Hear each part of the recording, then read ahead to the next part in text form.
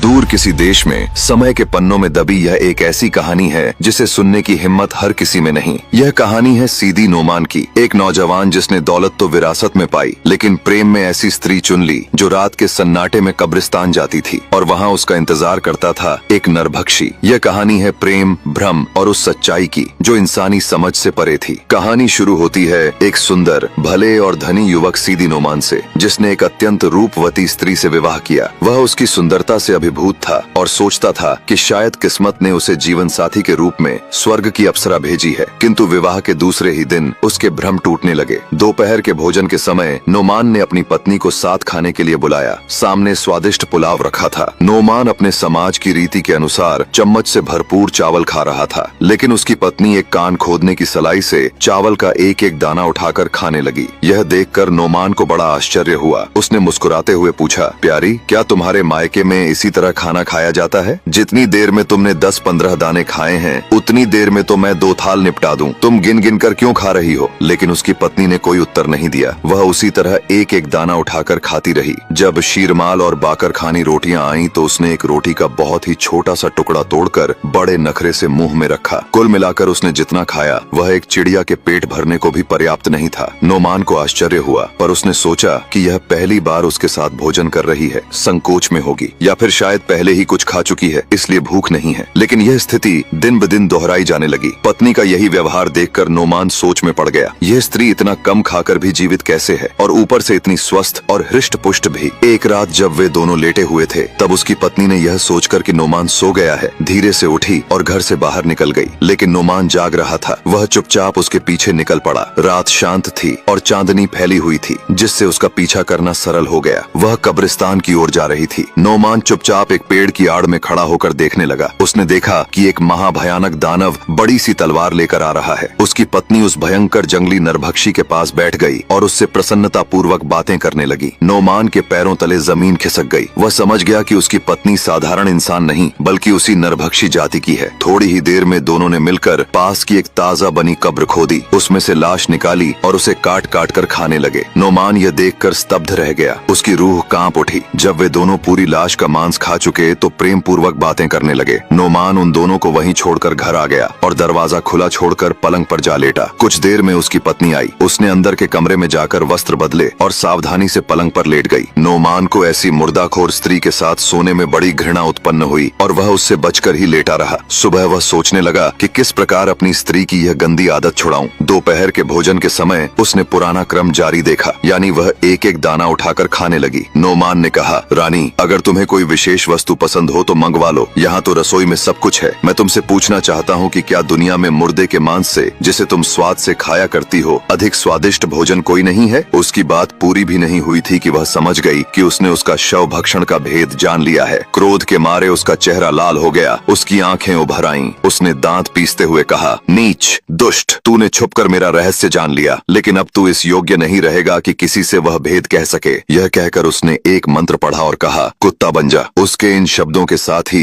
नोमान कुत्ता बन गया। वह एक लकड़ी उठाकर उसे मारने लगी। कुत्ता बना नोमान दर्द से चिल्लाता हुआ घर के बाहर भाग गया ताकि उसकी पिटाई से बच सके। वह बाजार की एक दुकान में, जहाँ बकरी का मांस बिकता था, घुसकर एक कोने में छुप गया। दुकानदार को उस पर दया आ गई। वह उस समय भोजन कर रहा था। उसने रोटी का एक टुकड़ा उसे दिया। शाम को जब कसाई ने दुकान बंद की तो वह नोमान को अपने घर ले गया। इसके बाद उसका नियम हो गया कि रात को उसे अपने घर में रखता और दिन में अपनी दुकान के सामने बिठा देता। एक दिन उस दुकान पर एक स्त्री आई। उसने सामान खरीदा और जब दाम चुकाने लगी तो अच्छे सिक्कों के साथ एक खोटा सिक्का भी दे दिया। कसाई ने खोटा सिक्का लौटा दिया, लेकिन वो बहस करने लगी। तब कसाई बोला, तू मेरी बात नहीं मानती, इस सिक्के को तो मेरा कुत्ता भी पहचान लेगा। ये कहकर उसने नोमान को बुलाया। नोमान दौड़ कर आया। कसाई ने सारे सिक्के उसके सामने डाल दिए और कहा, इनमें से खोटा सिक्का पहचान कर दिखा। नोमान ने सूंघ कर खोटा सिक्का निकाल दिया। कसाई बहुत प्रसन्न हुआ। स्त्री को भी आश्चर्य हुआ और उसने सिक्का बदल दिया। कुछ ही दिनों में यह बात पूरे नगर में फैल गई